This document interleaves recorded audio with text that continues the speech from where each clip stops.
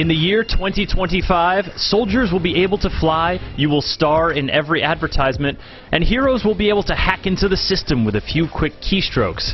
But the question is, will we still be getting yearly doses of Call of Duty? Oh my god!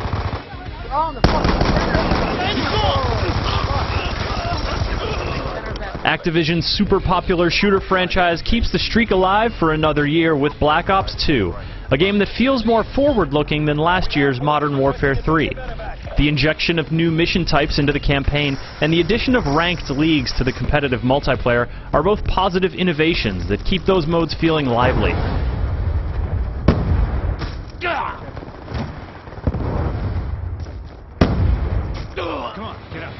But attempts to do the same for the cooperative zombies mode are not as successful. Stagnating undead notwithstanding, Black Ops II is a great game, and one that bodes well for the future of the series. The campaign features the characters from the original Black Ops, and if you don't know your Mason from your Hudson, the plot feels pretty disjointed at first. You jump between two time periods: the present, which is the year 2025, and the past, which spans about a decade during the Cold War. The two eras are woven together during story time with Old Man Woods, but the character that makes it all click into place is the villain, Raul Menendez. The Cold War missions convey Menendez's origins and rise to power, while your missions in the future are focused on desperately trying to avert Menendez's catastrophic master plan. Despite an unsettling shift towards gorier cutscenes, the story comes together remarkably well and makes for an entertaining tale. It's also a lot of fun to play, and the action once again hits the pacing sweet spot that Call of Duty campaigns know so well.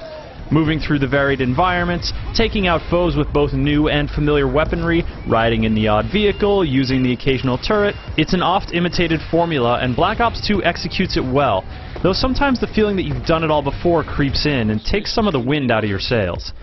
Fortunately, Black Ops II throws in a breath of fresh air with strike missions. These stages put you in a squad of soldiers and drones, and then let you choose who to control at any given time. Left to their own devices, your AI allies are pretty useless, so you end up doing the heavy lifting yourself, often while managing multiple fronts.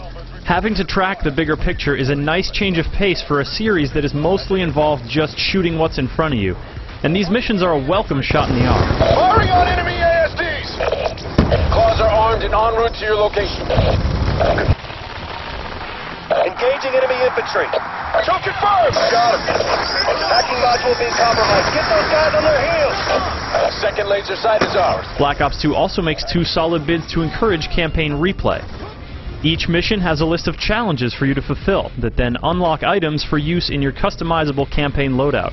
There are also a handful of decisions you must make at dramatic points in the story that affect how the mission plays out. Though they don't lead to significantly branching paths, they're well scripted, and some will certainly make you think twice before acting. On the multiplayer side of things, Black Ops II ditches the COD points of its predecessor for a new token system that still affords you some control over the way you unlock new weapons and gear. The more interesting change is the new loadout system, which lets you flex some limited creativity by equipping wildcards. No need to scavenge the battlefield when you have two kitted out primary weapons, but ditch weapons altogether and double down on perks, and you're a speedy, stabby force to be reckoned with. Though the rejiggered unlock tiers make leveling up a bit different, at its core, multiplayer still offers the same satisfactions. These are fast and deadly battlefields where positioning and reflexes are king, and combat is over in the blink of an eye. Killstreak rewards have been recast as score streaks, but the satisfaction of raining down missiles on your enemies' heads after going on a nice run is the same as ever. Traditional game types, hardcore mode, and a few rule-bending party games all offer familiar, frenetic fun, but League play brings something new to the table. First off, it's ranked. Play a few matches, get placed in a division, and you'll be playing against folks who are roughly your skill level. Whether you relish running with the wolves or are tired of getting trampled, the quality of play increases when players are better matched. Secondly, everything is unlocked. Previously, this kind of freedom was the domain of custom games, but now you can easily put all the cool stuff to work in competitive play whenever you want. It's a strange feeling to play Call of Duty multiplayer without the ever-present prospect of unlocking a new thing or earning bonus experience for falling off a roof, but by changing the way players are rewarded, League play has the potential to shift the way that people play the game they've been enjoying for years, and that's an exciting prospect. And then there's zombies. Now in its third incarnation, this cooperative kill-em-all and stay-alive mode is still frantic, challenging, and home to some weird humor. Though some of the new missions play with the formula by adding a bus to catch or another team to contend with, the core action is getting long in the tooth.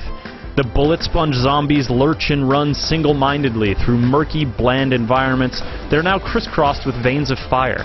Stepping on or near these isn't so much deadly as it is annoying, muddling up your screen and encouraging you to jump more frequently, but adding more visual sludge to the worst-looking part of the game doesn't make it more enjoyable.